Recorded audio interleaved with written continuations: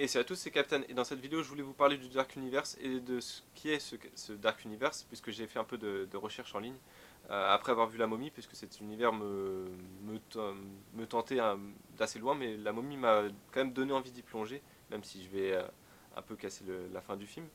Donc bien sûr, dans cette vidéo, il y aura des spoilers. Si vous voulez voir La Momie, ne regardez pas cette vidéo, arrêtez de mettez pause et allez voir La Momie ou quittez et revenez plus tard. Ou si vous voulez que je vous raconte la fin parce que vous voulez pas voir le film, bah écoutez, vous êtes les bienvenus. Qu'est-ce que le Dark Universe? Le Dark Universe, c'est un projet, une série de films qui seront reliés les uns aux autres pour mettre en avant chez Universal les films, enfin les monstres d'autrefois qui ont été un peu oubliés, notamment les créatures des années 30 qui étaient vraiment mis en avant lors des années 30, que ce soit les vampires avec Dracula, Frankenstein, la fiancée de Frankenstein, l'étrange créature du lac noir. Il parle également de mettre en scène le fantôme de l'opéra, la momie évidemment. Je crois qu'il y avait également peut-être le bossu de Notre-Dame si je ne me trompe pas. Donc énormément de monstres, de créatures qui seront mis en avant dans dans cet univers. L'idée de base en fait de cet univers, c'est vraiment de faire des films hybrides, c'est-à-dire que ça va pas être des films uniquement centrés sur l'épouvante ou sur l'horreur, ce qui a été un peu leur défaut avec La Momie, c'est de vouloir rebooter peut-être de façon un peu trop éloignée euh, le film de ce que, enfin la série de films de ce que ça a été, c'est-à-dire que La Momie, les gens imaginaient un film plus centré sur la peur, l'horreur, mais peut-être un peu, enfin la peur, l'horreur sans que ce soit vraiment moins de 18, c'est plus l'horreur, la peur, l'horreur moins de 12, c'est-à-dire la peur, horreur, façon tension, façon suspense. Alors que là, dans La Momie, il n'y a pas de suspense, il n'y a pas de tension, c'est juste un film d'action avec quelques passages qui font un peu sursauter. Et puis le ton est un peu plus noir, etc. Mais c'est tout ce que ça fait. Donc vraiment, ces films sont censés être des films hybrides. En fait, à la base, c'est des films d'action, grand public, qui ont des teintes du passé. On va appeler ça comme ça, qui reprennent le concept du passé. La momie reprenait des concepts de peur. Enfin, ça va. Par exemple, la fiancée de Frankenstein pourrait reprendre des éléments un peu plus romantiques, vu que c'est pour ça qu'ils ont pris, je pense, le réalisateur de La Belle et la Bête. Et également, il avait fait, je crois, le troisième épisode de Twilight. Donc, où en est le Dark Universe après la momie enfin, pour moi, le thème de ce Dark Universe, ça va véritablement être la lutte des humains contre le mal absolu, c'est-à-dire le mal qui vient de démons.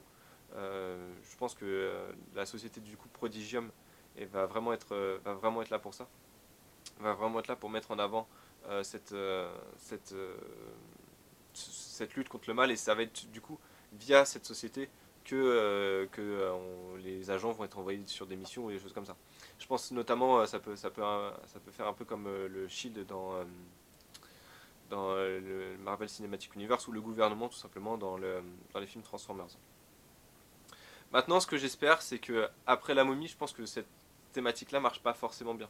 C'est-à-dire que les humains, on s'en fout un peu, voire même totalement, dans ce Dark Universe, parce que c'est déjà, les humains sont déjà au centre de beaucoup trop d'univers, encore une fois, comme Transformers, où on passe beaucoup trop de temps, à mon sens, sur les humains que sur les Transformers, et du coup, c'est pas quelque chose que les gens aiment voir. Donc, ça serait un peu con de vouloir mettre en avant les monstres, tout en voulant mettre en avant encore plus les humains. Donc je pense que ce qu'il faut que le Dark Universe fasse et accepte de faire tout simplement, c'est d'accepter de mettre en avant les monstres et peut-être les humaniser un peu plus. Comme la momie pouvait être... Dans un certain sens, la momie, je trouvais qu'elle était assez humaine, dans le sens où elle voulait juste du pouvoir, ce que les hommes veulent, et elle était prête à tout pour y arriver, quitte à utiliser de ses charmes et à utiliser des forces démoniaques. Donc ça serait sympa d'humaniser un peu ces monstres-là, pour que justement ils soient la face humaine qu'on se voit en fait à travers ces monstres-là, qu'on se voit dans un miroir déformé à travers ces monstres-là, et ça ferait vraiment un effet assez perturbant sur le spectateur, mais je pense que c'est ce que les gens pourraient apprécier, et c'est pour ça qu'on s'attacherait à ces héros-là. Je pense que avec un peu plus de temps, peut-être qu'on aurait pu s'attacher par exemple à la momie. J'ai oublié son nom, Amanet, je crois, si je ne me trompe pas. Euh, je pense on serait plus attaché, et je pense que des gens se sont plus attachés à la momie qu'à Jenny dans le dernier film. Donc ça pourrait être une bonne idée. Il faut également que cet univers arrête de faire des happy endings. On est déjà au premier film, on en a déjà assez des happy endings, mais surtout quand c'est la fin 100%, 100% win pour le personnage principal, quoi, qui réussit à ressusciter tout le monde. alors que par exemple le cadavre de son pote était censé être déchiqueté dans le crash d'un avion.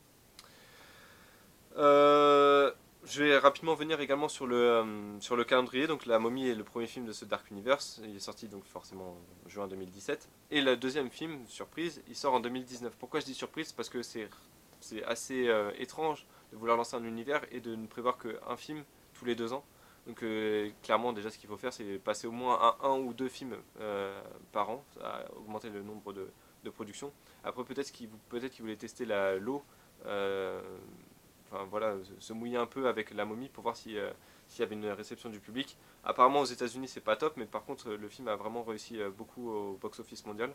Donc là, je pense que l'univers est véritablement lancé avec La Momie. Mais voilà, va falloir qu'ils apportent des corrections. Et je pense que la correction, par exemple, c'est de supprimer les happy endings.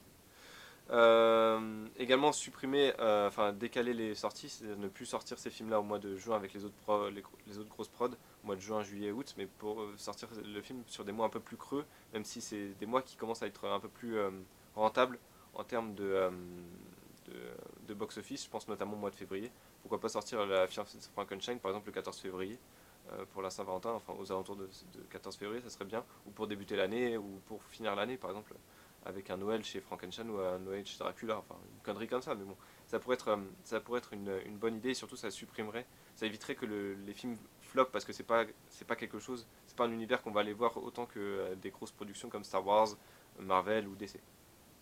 Enfin, le dernier conseil que je donnerais, conseil, qui suis-je pour donner des conseils, mais que je pourrais donner à cet univers, c'est d'arrêter de jouer tout sur le Star Power, ce qu'ils ont clairement fait avec Tom Cruise, pour se concentrer plus sur les histoires, quitte à mettre des acteurs un peu moins connus, mais voilà, se concentrer sur des histoires, sur des thèmes, sur humaniser les créatures, les monstres, pour qu'on puisse avoir un effet miroir déformé, pour qu'on puisse s'y attacher pour les futurs films, forcément. Parce que là, qui va être attaché à Tom Cruise? Je suis pas sûr qu'il y ait beaucoup de gens qui soient attachés à Tom Cruise. Par contre, si on a un Frankenstein humain, on va vraiment espérer qu'il aille bien dans les futurs films et on va vouloir s'attacher à lui, pas qu'il se fasse capturer par exemple par Prodigium ou des choses comme ça. Donc voilà, c'est ce que je conseillerais, c'est que développer l'histoire et arrêter de vous concentrer sur les Star Power parce que ça va vous perdre au bout d'un moment. Donc voilà, c'est tout ce que je voulais dire pour le Dark Universe. Donc n'hésitez pas à me dire ce que vous en pensez dans les commentaires de cet univers. Moi je vous retrouverai pour d'autres vidéos sur le Dark Universe à l'avenir sur cette chaîne YouTube, et également pour tous les autres univers étendus au cinéma. Voilà, dans les prochains jours. À bientôt.